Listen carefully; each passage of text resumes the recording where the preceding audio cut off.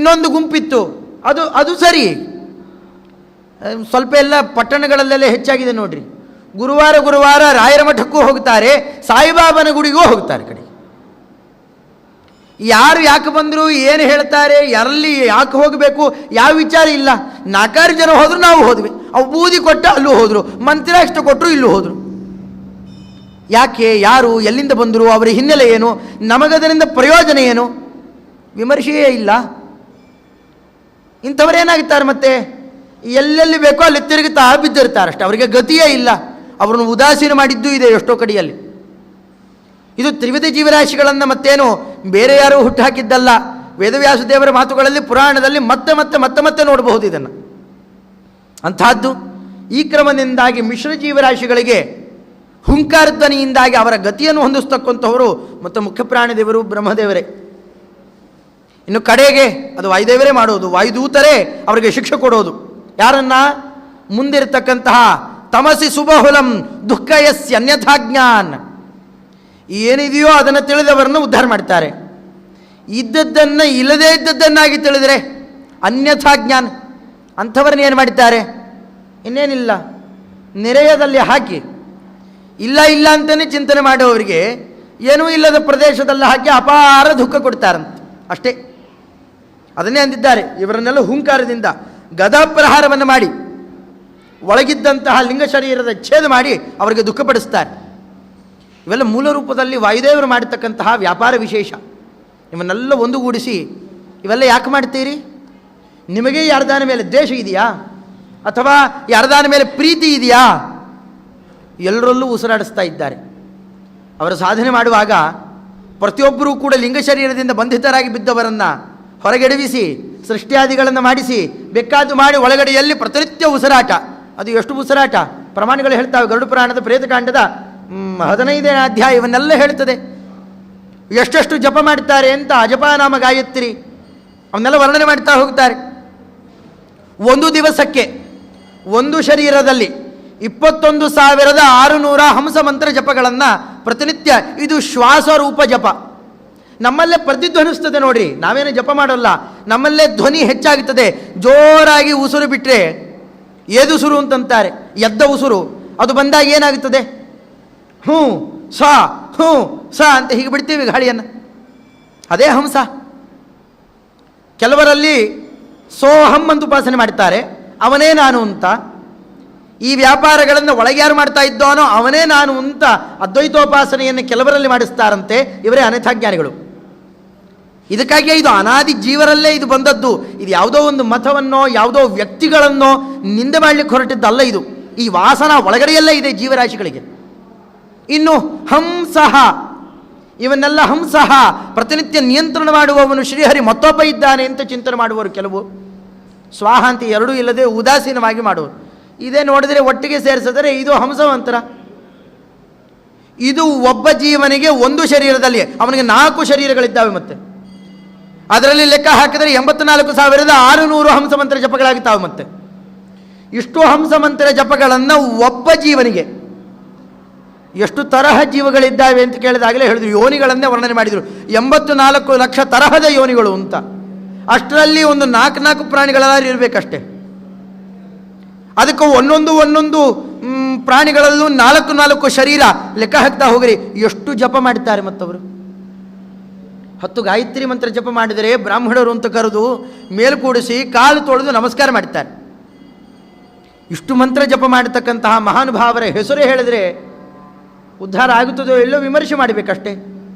ಇದನ್ನೇ ಜಗನ್ನಾಥದಾಸರು ಅಂದಿದ್ದು. ಮತ್ತು 6,321,000 32 ಶತಶ್ವಾಸ ಜಪಗಳ 3 ವಿಧ ಜೀವರೊಳಗೆ ಅಬ್ಜಜ ಕಲ್ಪ ಪರ್ಯಂತ ತಾ ರಚಿಸಿ ಸುಖ ಸತ್ವರಿಗೆ ಮುಂದೆಲ್ಲ ಹೇಳ್ತಾ ಹೋಗ್ತಾರೆ. ಹೀಗೆ ಅಧಮ ಜನರಿಗೆ ಅಪಾರ ದುಃಖಗಳಿವ ಗುರು ಪವಮಾನ ಸಲಹೆಮ್ಮ. ಅದಕ್ಕೆ ಪವಮಾನ ಶಬ್ದವನ್ನು ಅಲ್ಲಿ ಬಳಕೆ ಮಾಡ್ತಾರೆ. ಪೂಯತೆ, ಅವರ ನಾಮೋಚ್ಚಾರಣೆ ಮಾಡಿದರೆ ಸಾಕು ಎಲ್ಲರೂ ಪವಿತ್ರರಾಗುತ್ತಾರೆ. ಅದಕ್ಕೆ ಕಾರಣನೇ ಇದು. ಪ್ರತಿನಿತ್ಯ ಅಷ್ಟೇ ಸುಮ್ಮನೆ ಕೂತಿಯಲ್ಲೋ ಕೆಲವು ಮಂತ್ರೋಚ್ಚಾರಣೆ ನಾವು ಮಾಡ್ತೇವೆ, ಮನಸ್ಸೆಲ್ಲೋ ಹೋಗ್ತಿರ್ತದೆ. ಅಭ್ಯಾಸ ಮಾಡಿಸಿಬಿಟ್ಟಿದ್ರೆ ಬಾಯಿಗೆ ಬಡ ಬಡ ಬಡ ಬಡ ಬಡ ಓಡ್ತಿರ್ತದೆ. ಎಷ್ಟು ಅಕ್ಷರ ಬಂತೋ ಎಷ್ಟು ಅಕ್ಷರ ಹೋಯ್ತೋ ಗೊತ್ತಿಲ್ಲ. ಮತ್ತೆ ಹಾಗೆ ಓಡಿಸುವ ಜಪ ಅಲ್ಲ ಮತ್ತವರದ್ದು. ಒಂದೊಂದು ಹಂಸಮಂತ್ರ ಜಪಕ್ಕೆ ಒಂದೊಂದು ಭಗವದ್ ರೂಪ. ಆ ವೇಗದಲ್ಲಿ ನಡೀತಾ ಇದ್ದಾಗ ಅನೇಕ ಭಗವದ್ರೂಪಗಳ ಪ್ರವಾಹ ಹರಿತಿದ್ದು ಒಂದೇ ರೂಪ ಕಂಡಿದೆಯೇನೋ ಅಂತನ್ನೋ ರೀತಿಯಲ್ಲಿ ಜಪ ಮಾಡ್ತಾ ಆ ರೂಪಗಳನ್ನು ಸಾಕ್ಷಾತ್ಕರಿಸಿಕೊಳ್ತಿರ್ತಾರೆ. ಇಂಥ ಮಹಾನುಭಾವರಾದ್ದರಿಂದಲೇ ಅವರು ಮುಂದೆ ಚತುರ್ಮುಖ ಬ್ರಹ್ಮದೇವರ ಪದವಿಗೆ ಬರ್ತಾರೆ. ಅವು ಸುಮ್ಮನೆ ಬರುವಂತಹದ್ದಲ್ಲ ಅದು. ಇದನ್ನೆಲ್ಲ ವಾಯುದೇವರ ಮೂಲ ರೂಪದಲ್ಲಿ ಪರಿಚಯ ವಿಶೇಷವನ್ನು ಮಾಡಿಕೊಡ್ತಾ ಮುಂದೆ ಅವರ ಮೊದಲನೇ ಅವತಾರವನ್ನು ವರ್ಣನೆ ಮಾಡಲಿಕ್ಕೆ ಪ್ರಾರಂಭ ಮಾಡುತ್ತಾರೆ. ಅವನ್ನೆಲ್ಲ ಕಂಡಂತೆ ವರ್ಣನೆ ಮಾಡುತ್ತಾರೆ. ಒಂದು 5 ಪದ್ಯಗಳಲ್ಲಿ ಅಲ್ಲಿದ್ದ ಈ 2 ಪ್ರಸಂಗಗಳನ್ನು ಮಾತ್ರ ಆರಿಸಿ ವರ್ಣನೆ ಮಾಡುವಂತಹದ್ದು. ವಂದೇಹಂ ತ್ವಂ ಹನುಮಾನ್ ಇತಿ ಮಹಿತಮಃ ಪೌರುಷೋ ಬಾಹುಶಾಲಿ ಖ್ಯಾತಸ್ಥೆ ಗ್ರ್ಯೋವತಾರ ಸಹಿತ ಇಹ ಬಹು ಬ್ರಹ್ಮಚರ್ಯಾದಿಧರ್ಮೈ ಸಸ್ನೇಹಾನಾಂ ಸಹಸ್ವಾನ್ ಅಹರಹರಹಿತಂ ನಿರ್ದಹನ ದೇಹವಾಜಾಂ ಅಮೋಹೋ ಮೋಹಾಪಹೋ ಯಸ್ಪೃಹಯತಿ ಮಹತೀಂ ಭಕ್ತಿ ಮದ್ಯಾಪಿ ರಾಮೇ. ಒಂದೇ ನಾನದನ್ನು ನಮಸ್ಕಾರ ಮಾಡ್ತೇನೆ. ಎಂಥದ್ದದು? ತೇ ಅಗ್ರ್ಯೋವತಾರ, ನಿಮ್ಮದ್ದೇ ಮೊದಲನೇ ಅವತಾರ ಇದೆಯಲ್ಲ, ತೇ ಅಂತ ಉಚ್ಚಾರಣೆ ಮಾಡುವಾಗ ಅಲ್ಲಿ ಅವರನ್ನು ಕಂಡಿರಬೇಕಷ್ಟೇ. ನಿಮ್ಮದು ಅಂತ ಹೇಳಬೇಕಾರೆ ಎಲ್ಲೋ ಇದ್ದವರನ್ನ ನಿಮ್ಮದು ಅಂತ ಹೇಳೋಲ್ಲ ಯಾರು. ಒಂದೇ ಹಂತಂ ಹನುಮಾನ್ ಇತಿ ಮಹಿತಮಃ ಪೌರುಷೋ ಬಾಹುಶಾಲಿ ಖ್ಯಾತಃ ತೇ ಅಗ್ರ್ಯೋವತಾರ, ನಿಮ್ಮ ಮೊದಲನೇ ಅವತಾರ ಬಹಳ ಪ್ರಸಿದ್ಧ. ಅದರ ಬಗ್ಗೆ ಪರಿಚಯ ಇಲ್ಲದೆ ಇದ್ದವರು ಯಾರೂ ಇಲ್ಲ. ವಿದೇಶಗಳಲ್ಲೂ ಬಹಳ ಪ್ರಚಾರ ಇದೆ ರಾಮಾಯಣದ್ದು. ಅದರ ಬಗ್ಗೆ ದೊಡ್ಡ ದೊಡ್ಡ ಚರ್ಚೆಗಳು ನಡೆದಿದ್ದಾವೆ. ಇವತ್ತಿಗೂ ರಾಮಾಯಣದ ಬಗ್ಗೆ ಅನೇಕ ತರಹದ ನಾಟಕಗಳು ಅಲ್ಲೂ ನಡೀತಾವಂತೆ. ಇವನ್ನೆಲ್ಲ ವಿಮರ್ಶಕರು ಎಷ್ಟೆಷ್ಟೋ ಅದನ್ನೆಲ್ಲ ಹುಡುಕಿ ಹಾಕಿಟ್ಟಿದ್ದಾರೆ. ಅಷ್ಟು ಪ್ರಭಾವ ಬೀರಿದೆ ರಾಮಾಯಣ. ಅದರಲ್ಲಿ ಈ ಹನುಮಂತ ದೇವರ ಪಾತ್ರ, ಅದಕ್ಕೆ ಕಾರಣ ಬಾಹುಶಾಲಿ ಅಂತಂತಾರೆ.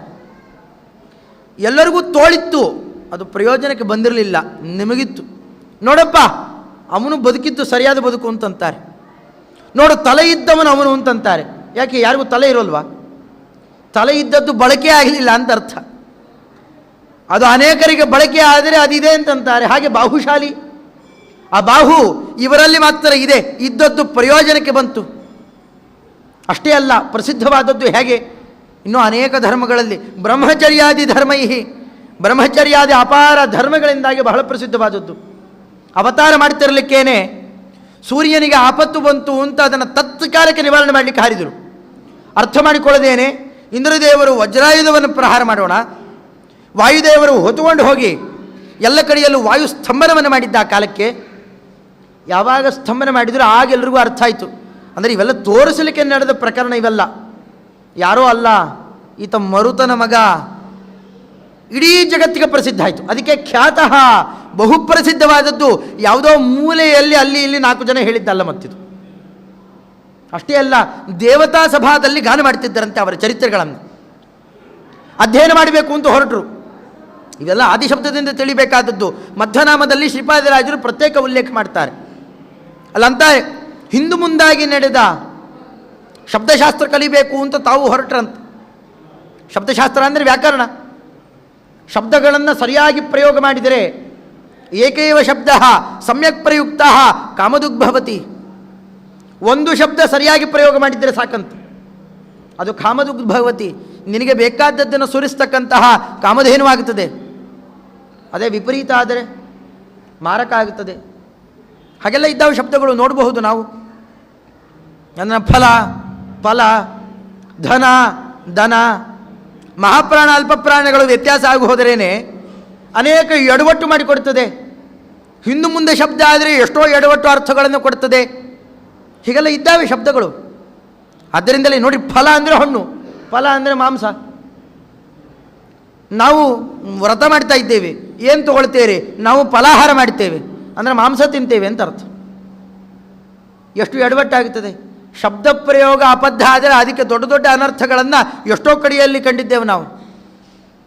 ಆದ್ದರಿಂದ ಶಬ್ದ ಪ್ರಯೋಗ ಬಹಳ ಸ್ವಚ್ಛ ಇರಬೇಕು. ಅದನ್ನು ಕಲೀಲಿಕ್ಕಾಗಿಯೇ ಅಧ್ಯಯನ ಮಾಡಲಿಕ್ಕೆ ಅಂತ ಹೊರಟ್ರಂತೆ. ಯಾರಲ್ಲಿ ಅಧ್ಯಯನ ಮಾಡಲಿಕ್ಕೆ ಹೊರಟಿದ್ದು? ಸೂರ್ಯ ನಾರಾಯಣನ ಬಳಿಯಲ್ಲಿ, ಸೂರ್ಯದೇವರ ಬಳಿಯಲ್ಲ.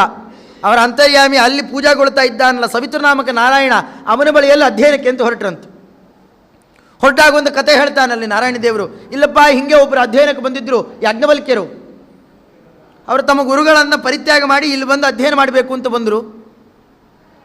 ಕಷ್ಟ ಆಗ್ತದ್ರಪ್ಪ, ಹಿಂದೆ ಓಡ್ಕೊಂಡು ಬರಬೇಕಾಗುತ್ತದೆ, ಹೀಗೆಲ್ಲ ಎಷ್ಟೋ ಮಾತುಗಳನ್ನು ಆಡಿದಾಗ ಅವಶ್ಯ ನಾವು ಮಾಡ್ತೇವೆ ಅಂತ ಒಪ್ಪಿಕೊಂಡು ಹಿಂದೆ ಓಡ್ತಾ ಬಂದರು.